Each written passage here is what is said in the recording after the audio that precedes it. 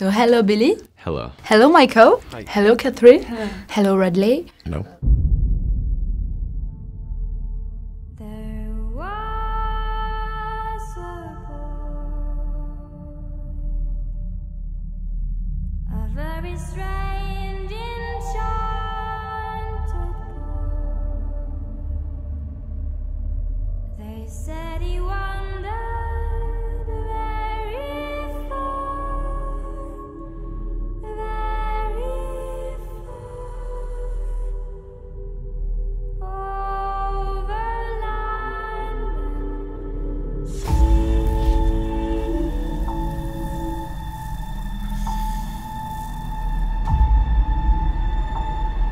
You sure about this, Captain? How do you mean? I really don't know what the fuck's out there.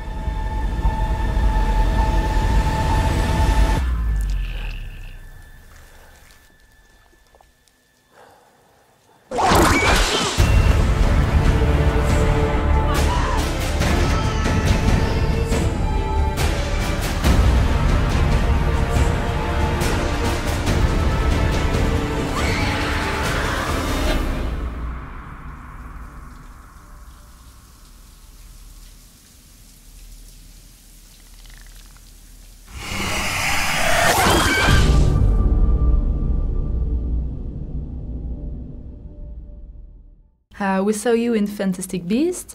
Now you have been cast to play the main role in Alien Covenant. Do you like sci-fi and monsters since ever, or? Well, I always loved the original Alien movie, and it's just one of those movies, ever since I first saw it, that I returned to over and over. Almost every year. I've watched it so many times, and I think what I really responded to about that film was actually the human relationships and the characters and the performances of the actors, and it's really fun to go back and watch them go through it again and again. So I don't know if it's really a genre that I'm like particularly drawn to, but when someone as masterful as Ridley Scott is exploring that genre, you know, I love it. Horam is very faithful. How do you think it's helped him to survive? That's a good question. I guess anytime you're challenged with overwhelming forces in your life, it helps to have some sense that there is a guiding purpose. And I think it allows him to calm his brain, imagine a hopeful outcome, and do the best that he can. I think there's any number of people, when confronted with one of these things, who would freeze and panic. And I think for him in particular, he has those kinds of nerves, and were it not for his faith, he would be catatonic. I think that's proven time and again, that people who have a certain level of faith can survive situations with a kind of optimism and hopefulness still intact.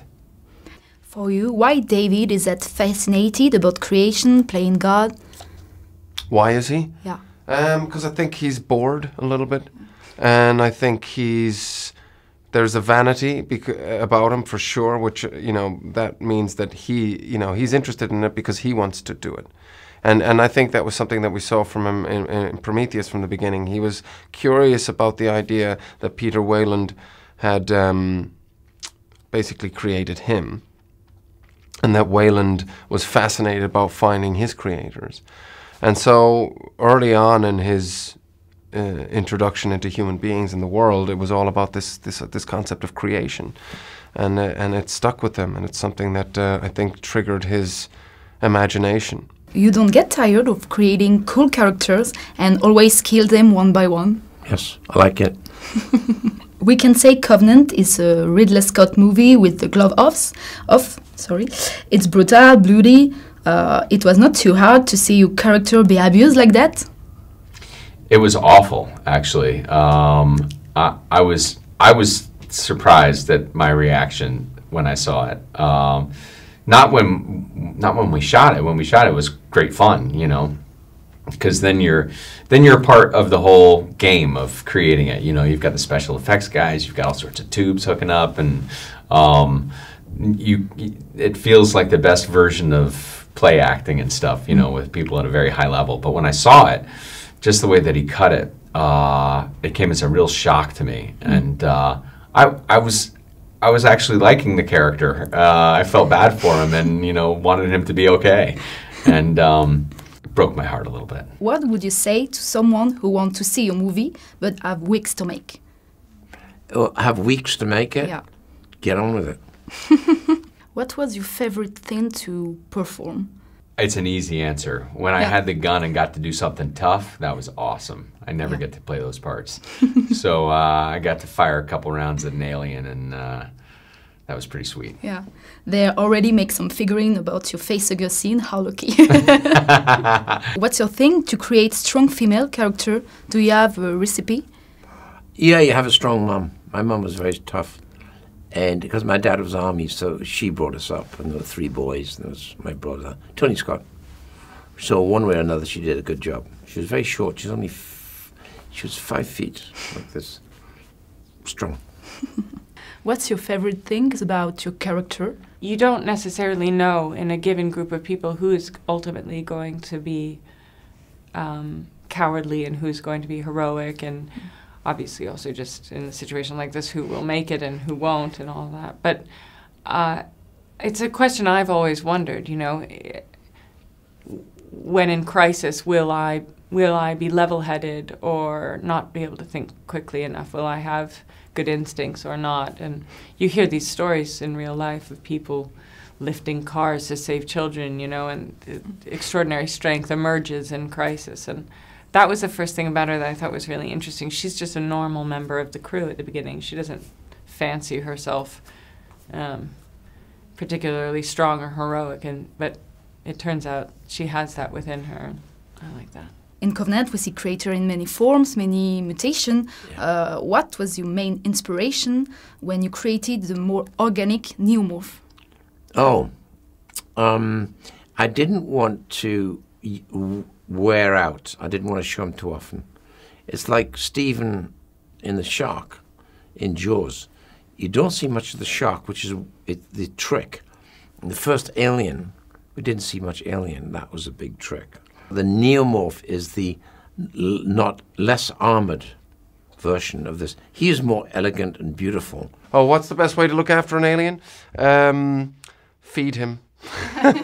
So he doesn't come after you and eat you. And yeah, I think maybe a good muzzle would be handy for this kind of alien. What would you want fans of the first Alien movie retain after seeing Covenant? Good question.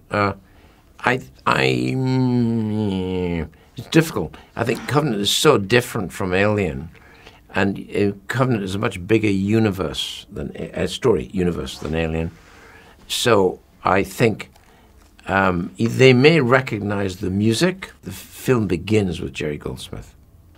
Okay. So there's a nod to Jerry Goldsmith and there's a hat off to the first film. If you have to colonize a new planet, what's the thing you would like to discover first? Discover on the planet? Yeah. Well, I think probably some fertile soil and water would be good.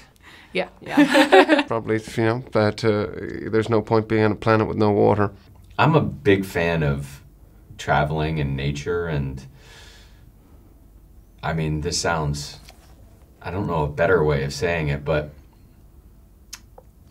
if you go to Glacier National Park in America, there's a road there called the Going to the Sun Road. When you see something as enormous and beautiful, you can appreciate what it's like to be here, to have our planet. And I imagine that other planets have similar geographical features that make you feel small in the best possible way. I hope that it's benign. Yeah. I hope it is as beautiful as Tuscany and parts of England but I don't think it's going to be like that. But I would never go to a planet that I knew to be like Mars. There's no point. Yeah. But to go to Mars is a must, because Mars is the next step.